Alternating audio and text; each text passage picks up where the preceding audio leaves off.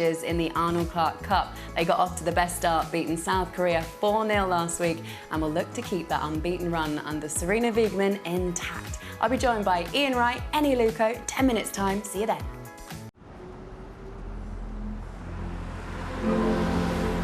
Now we've the latest stories this Sunday lunchtime with the ITV News.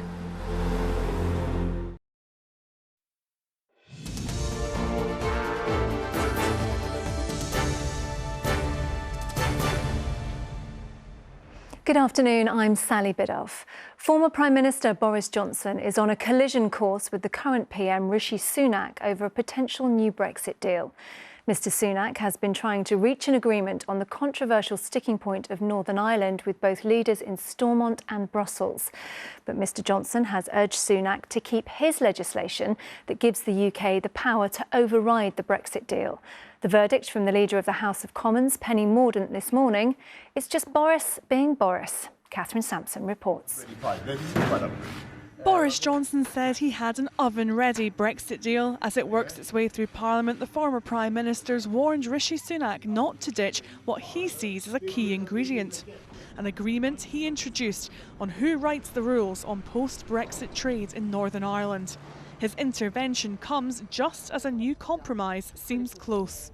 It's not an entirely unhelpful intervention. It does remind us of the bar that needs to be met in these negotiations. And the critical thing is it's got to work for the people of Northern Ireland. It doesn't matter what I or Boris Johnson or any other member of the House of Commons thinks about it.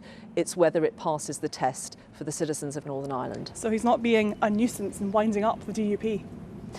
I think what everyone should be doing is focused on ensuring that these negotiations get a good outcome. I think the Prime Minister would acknowledge that part of the reason why we've been able to make progress is what his predecessors did to get us there.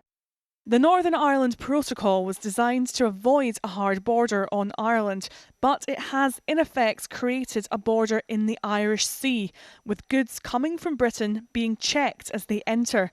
The Unionist community sees this as a threat to their position within the United Kingdom. The new deal is thought to involve a check-free green lane for goods staying in Northern Ireland and a red lane in which goods destined for Ireland are checked. Rishi Sunak needs to sell any compromise to the DUP and to all parties in Northern Ireland, but also quell a potentially big rebellion from backbench MPs in his own party. If there is a vote on a new deal next week, Labour says it will provide political cover to try and get a compromise through. I think we've just had too many Prime Ministers, former Prime Ministers, all rowing amongst themselves. Nobody wants this to be part of a psychodrama in the Conservative Party. Negotiations have been going on between the UK and the EU for more than a year now. Settling this row will be key to restarting the Stormont Assembly. Catherine Sampson, ITV News. Roads have been cordoned off in the area along the River Wyre in Lancashire, where police have been searching for the missing mother of two, Nicola Bully. Miss Bully was last seen walking her dog by the river on the morning of January the 27th. In the last few hours, the police helicopter has been up to assist officers on the ground. In Exeter, a man has been arrested after a woman in her 70s was attacked and killed. It happened in a park in the Wamford area at around 4 o'clock yesterday. Armed police detained the man, aged in his 30s, in the city late last night. And Scottish Health Secretary Huma Yousaf and former Minister Ash Regan have both said that they will stand to replace Nicola Sturgeon as the next SNP leader and Scotland's First Minister.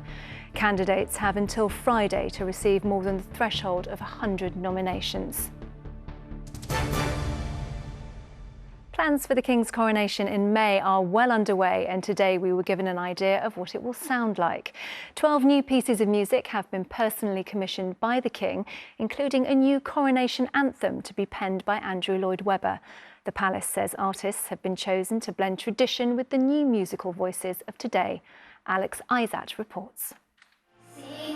Every historical moment needs a great soundtrack, and the coronation of King Charles III will be no different, with West End legend Andrew Lloyd Webber composing the anthem. A lover of music, His Majesty has personally chosen 12 new pieces, designed to showcase a range of talent and styles from around the Commonwealth, as well as matters close to his heart.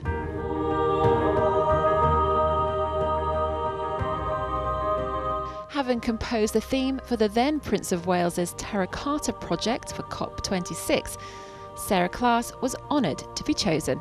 For me, it's I think it just created a feeling of this inspiration within me that I just set right down to it, and the feeling will pour straight into the music. So really, for me, I'm sort of internalising it. And so all of that emotion will go into that. And I hope what will come out will be an epic, beautiful piece of music that will touch people. In tribute to his late father, Prince Philip, the May 6th event will also feature Greek Orthodox music. There'll also be many traditions, as seen in Queen Elizabeth II's coronation 70 years ago. With music by classical composers like William Byrd and Sir Edward Elgar. And celebrations won't stop after the event at Westminster Abbey, as a coronation concert will take place the following day, similar to the one held outside Buckingham Palace for the late Queen's Platinum Jubilee, with rumours that the Spice Girls could be performing. The King may even break out some of his dance moves. Alex Isat, ITV News. The BAFTA Film Awards take place in London later, with All Quiet on the Western Front leading nominations. The Netflix German-language World War I epic is up in 14 categories. The Banshees of Inisherin and Everything Everywhere All at Once follow closely behind with 10 nominations each.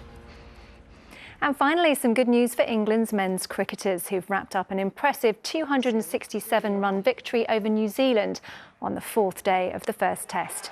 It's England's first test win in New Zealand for 15 years. That's all for now. Lucy Watson will be here at 6 with your next bulletin. Until then, bye-bye.